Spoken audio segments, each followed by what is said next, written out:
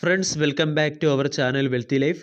1 ജനുവരി 2021 stock market related ആയിട്ടുള്ള news പരിശോധിക്കുകയാണെങ്കിൽ അതിലെ ഏറ്റവും പ്രാധാന്യം അർഹിക്കുന്ന ഒരു ന്യൂസാണ് Serum Institute of India develop ചെയ്ത കോവിഷീൽഡ് വാക്സിന് എമർജൻസി യൂസ് അതോറൈസേഷൻ ലഭിച്ചു എന്നുള്ളൊരു news. Central drug standard control organisation അഥവാ CDSCO ആണ് ഈ ഡ്രഗിന് ആവശ്യമായിട്ടുള്ള എമർജൻസി യൂസ് അതോറൈസേഷൻ നൽകിയത്. ഇത് COVID-19 വാക്സിന് എഗനിസ്റ്റ് ആയിട്ടുള്ള പോരാട്ടത്തിലും അതുപോലെ തന്നെ സ്റ്റോക്ക് മാർക്കറ്റിനെ സംബന്ധിച്ചിടത്തോളം വളരെ പോസിറ്റീവായിട്ടുള്ളൊരു ന്യൂസാണ്. ആൾറെഡി ഈ വാക്സിന് മുമ്പും ഇംഗ്ലണ്ട് അപ്രൂവൽ നൽകിയിരുന്നു. ഈ വാക്സിൻ കോമൺ ആയിട്ട് അറിയപ്പെടുന്നത് ആസ്ട്രോജെനിക്ക എന്നുള്ള പേരിലാണ്.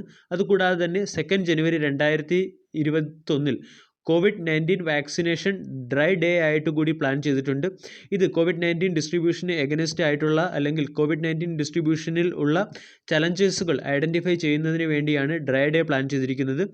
ഈ COVID-19 വാക്സിൻ ഏകദേശം 300 മില്യൺ ഇൻഡിവിജ്വൽസിനെ ലക്ഷ്യമിട്ടാണ് ഇന്ത്യ പ്ലാൻ ചെയ്യുന്നത്. അതുപോലെ തന്നെ പ്രധാനപ്പെട്ട രണ്ടാമത്തെ ഒരു ന്യൂസ്, ഇന്ത്യക്കും അതുപോലെ തന്നെ ഇന്ത്യയിൽ നിന്നും ഇംഗ്ലണ്ടിലേക്കുള്ള ഇൻ്റർനാഷണൽ ഫ്ലൈറ്റുകൾ ജനുവരി 8 മുതൽ വീണ്ടും പുനരാരംഭിക്കും എന്നുള്ളൊരു ന്യൂസാണ്. നമ്മൾ കണ്ടതാണ് ഡിസംബർ 23 ഇന്ത്യയിൽ നിന്നും ഇംഗ്ലണ്ടിലേക്കുള്ള ഇൻ്റർനാഷണൽ ഫ്ലൈറ്റുകളെല്ലാം സസ്പെൻഡ് ചെയ്യപ്പെട്ടിരുന്നു.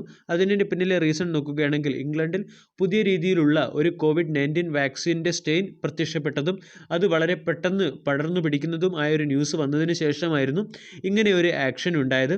ഇതിനുശേഷം ഈ ഫ്ലൈറ്റുകളൊന്നും ഇതുവരെയും പുനരാരംഭിച്ചിരുന്നില്ല. ഇത് ജനുവരി 8 മുതൽ പുനരാരംഭിക്കുന്നു. ജനുവരി 23 വരെ ഒരു റെസ്ട്രിക്റ്റഡ് ഫ്ലൈറ്റ് ആയിരിക്കും ഉണ്ടാവുക. അതിനുശേഷം ഈ ഫ്ലൈറ്റുകളെല്ലാം ഫുൾ ഫ്ലെഡ്ജ്ഡ് സർവീസ് തുടങ്ങും. അതായത് ഏവിയേഷൻ സെക്ടറിലെ സ്റ്റോക്കുകളെ സംബന്ധിച്ചിടത്തോളം വരുന്ന ആഴ്ച വളരെ പോസിറ്റീവായിട്ടുള്ള ഒരു മൊമെൻറ്റം നമ്മൾക്ക് കാണാൻ സാധിക്കും. ഇനി നമ്മൾ വളരെ പ്രധാനപ്പെട്ട മറ്റൊരു ഫാക്റ്റ് പരിശോധിക്കുകയാണെങ്കിൽ, അതായത് ഓട്ടോമൊബൈൽ സെക്ടറിലെ കമ്പനികളുടെ ഡിസംബർ മാസത്തിലെ സെയിൽസ് റിപ്പോർട്ട് വന്നിട്ടുണ്ട്. ആ സെയിൽസ് റിപ്പോർട്ട് നമ്മൾ അനാലിസിസ് ചെയ്യുകയാണെങ്കിൽ ടാറ്റ മോട്ടോഴ്സിൻ്റെ ഡൊമസ്റ്റിക് സെയിൽസ് 21% ഇൻക്രീസ് ആയിട്ടുണ്ട്. ഇനി ടാറ്റ മോട്ടോഴ്സിൻ്റെ സെയിൽസ് നോക്കുകയാണെങ്കിൽ 21% ഇയർ ഓൺ ഇയറിൽ ആണ് ഇൻക്രീസ് ആയിട്ടുള്ളത്. അതുപോലെ തന്നെ ടാറ്റ മോട്ടോഴ്സിൻ്റെ കാറുകളുടെ സെയിൽ നോക്കുകയാണെങ്കിൽ 84% ആണ് ഇൻക്രീസ് ആയിട്ടുള്ളത്. ടോട്ടൽ കൊമേഴ്സ്യൽ വെഹിക്കിൾസിൻ്റെ സെയിൽസ് നോക്കുകയാണെങ്കിൽ 5% ഡിക്രീസ് ആവുകയാണ് ചെയ്തിരിക്കുന്നത്.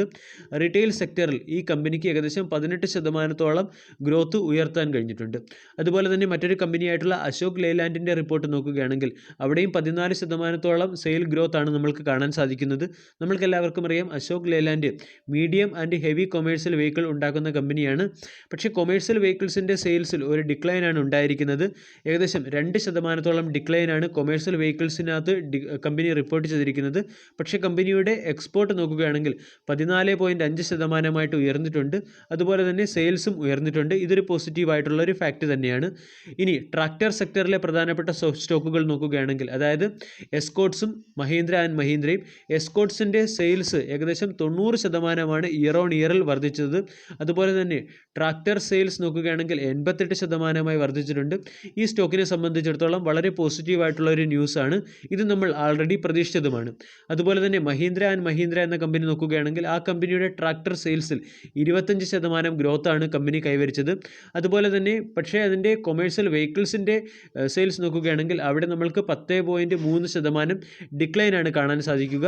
അതുപോലെ തന്നെ പാസഞ്ചർ വെഹിക്കിൾസിൻ്റെ സെക്ഷൻ നോക്കുകയാണെങ്കിൽ അവിടെ 3% ഗെയിനാണ് ഉണ്ടായിരിക്കുന്നത്.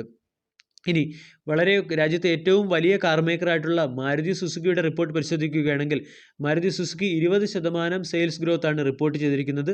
അതായത് ഇയർ ഓൺ ഇയറിൽ 20% സെയിൽസ് ഗ്രോത്ത് ഈ കമ്പനി പുറത്തുവിട്ടിട്ടുണ്ട്.